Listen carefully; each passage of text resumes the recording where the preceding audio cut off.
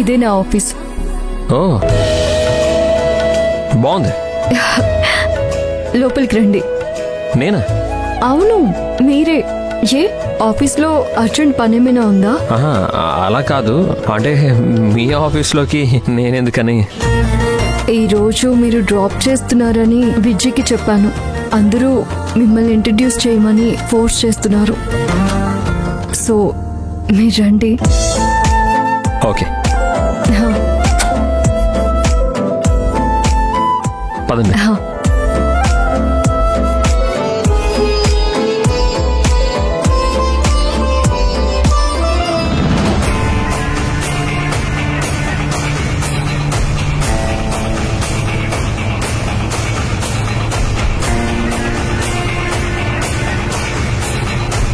ఏంటి లక్ష్మి, మీ ఆఫీస్లో ఎవరూ లేరు?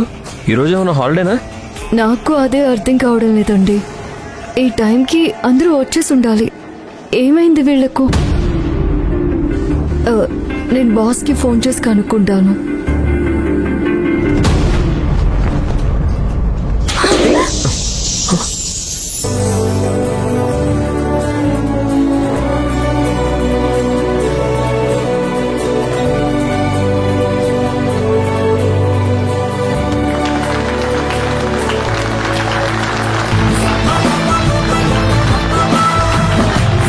Congratulations. Thank you. Congratulations. Congrats. అంతా ఓకేనా? Thank you. Congratulations. Congratulations. Thanks అండి. ఏంటి ఇది? ఇదంతా మన బాస్ కి తెలిస్తే బాగుండదు. ఇదంతా ప్లాన్ చేసిందే మన బాస్.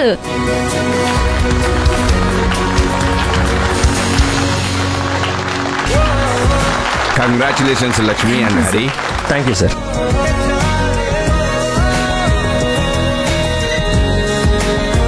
Thank you sir. ఇదంతా ఎందుకు సార్? ఇంతే కాదు, ఇంకా ఉంది కదా సార్? అవునవును. ఏమీ లేదు, చాలా సింపుల్. ఈ కొత్త జంటకి ఒకరి మీద ఒకరికి ఎంత ప్రేమ ఉందో అని తెలుసుకునే చిన్న టెస్ట్.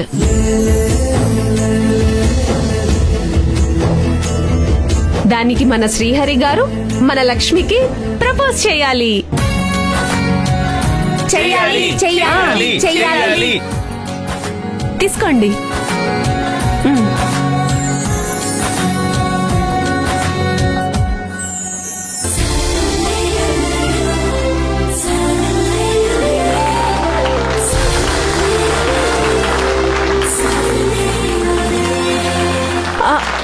ఒక నిమిషం. మీరు సింపుల్ గా ప్రపోజ్ చేయకూడదు. ఏం లేదు, మీరు నీల్ డౌన్ అయ్యి స్టైల్ గా ప్రపోజ్ చేయాలి. చాలు సార్ ఉన్నారు, ఇవన్నీ ఏమీ వద్దు. చెప్పాలమ్మా, అలాగే చెప్పాలి.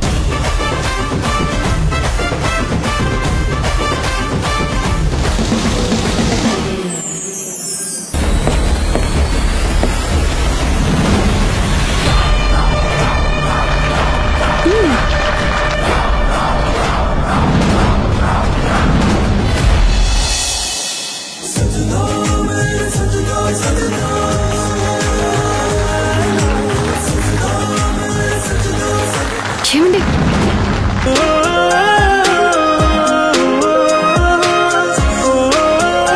మీరు నీల్ డౌన్ అవ్వడం వద్దు. ఎందుకంటే నేను మీరు ఎప్పుడు ఈక్వల్ గానే ఉండాలి. మీరెప్పుడు నాకు సమానంగానే ఉండాలి.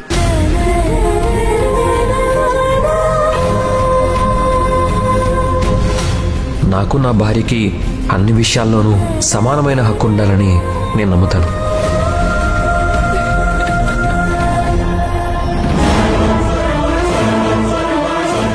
ఈ ఫ్యాక్టరీలో మెషిన్ రన్ అవ్వడానికి కరెంట్ అనేది ఎంత ముఖ్యమో, అలాగే నా జీవితం అనే బండి నడవడానికి మీ ప్రేమ అనే కరెంటు కూడా అంతే అవసరం. మీరు వచ్చేదాకా నా లైఫ్ కలర్ లేని బ్లాక్ అండ్ వైట్ సినిమాలో ఉండేది. మీరు నా లైఫ్లోకి వచ్చాక నా లైఫ్ చాలా కలర్ఫుల్గా మారిపోయింది.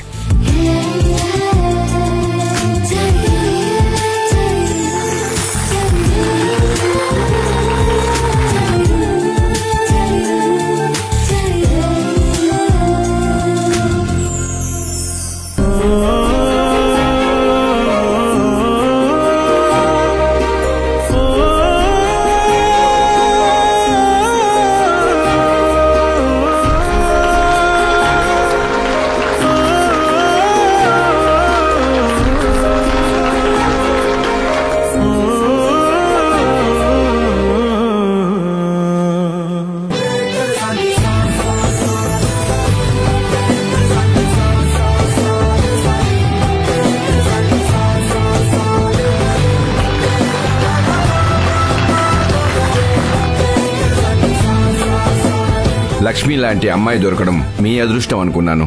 కానీ మీ మాట విన్నాక లక్ష్మి కూడా అంతే లక్కీ అనిపిస్తోంది.